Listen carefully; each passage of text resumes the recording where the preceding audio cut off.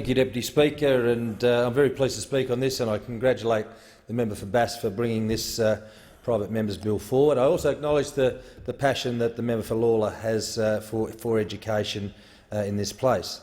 But the member for Bass indeed knows the importance of education. He knows the importance of education to our economy. He knows the importance of education to our society more broadly, but he also understands the importance of education to the families and particularly also the individuals in concern and the empowering nature of education. He knows many factors impact on students getting, indeed, a quality education. These include many and varied things, such as the autonomy within schools of the principal to have a decision-making process that is at a local level, not dictated to by the department, as the case might be. It's also about parental engagement, Deputy Speaker.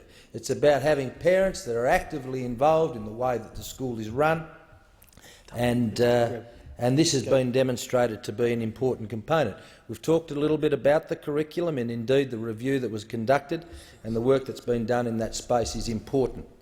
But the most important factor of all is teacher quality.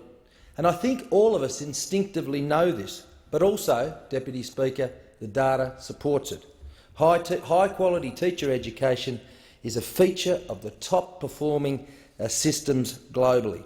It's a key pillar, Deputy Speaker, of our Students First policy.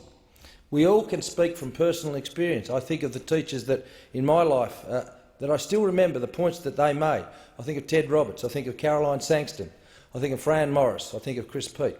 I think in my own boys, I have two boys, and I think of the great teachers that have left a mark, I know, on those and continue to leave a mark on my two boys.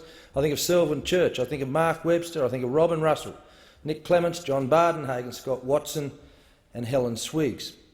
Within the electorate of Lyons, Deputy Speaker, those that I've discussed education, the experience that they have, the passion that they have for their vocation and their skill, I think should be recognised. I think of Andy Bennett from Dodgers Ferry, Di Gilbert from Evandale, Annette Hollingsworth, formerly of Cressy, Robin Story of Bridgewater, Jordan River Services, Phil Wells from Glenora, Ted Barantz from Tasman District School, Lisa Newbecker from Bichonode, Jenny Bryan from Longford, Lee Craw from Perth, Roseanne McDade from Sorrel, Gina Viney from Deloraine, Marie Pinnington from Exeter, Sharon G from Avoca and Annette Parker from Triabunna, and I apologise to those that I have missed. The 2015-16 budget, Deputy Speaker, $16.9 million over the forward estimates. Firstly, to respond to the Teacher Education Ministerial Advisory Group report, to establish stronger accreditation processes for teacher education courses, a rigorous selection process to assist in determining applicant suitability for teaching, and an assessment framework to ensure all teacher education graduates indeed are classroom ready. A national research program into the effectiveness of initial teacher education and workforce data. The Minister has delivered, indeed, a timely and decisive response to provide an opportunity to make real difference to teacher training. The Australian Institute for Teaching and School Leadership, AITSL, is pivotal in implementing the government's response to this report.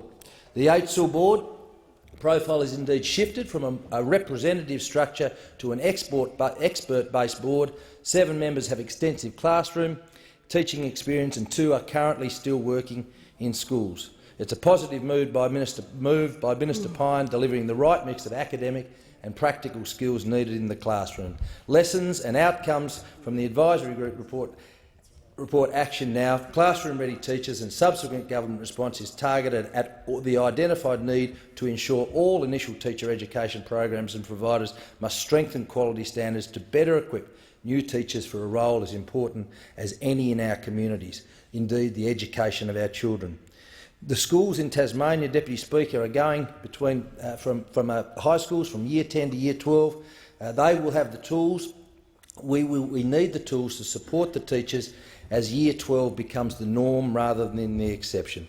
Indeed, principal autonomy, parental engagement, curriculum and robust, strong curriculum, but the most important, Deputy Speaker, indeed, is teacher quality. Thank you very much. I thank the member.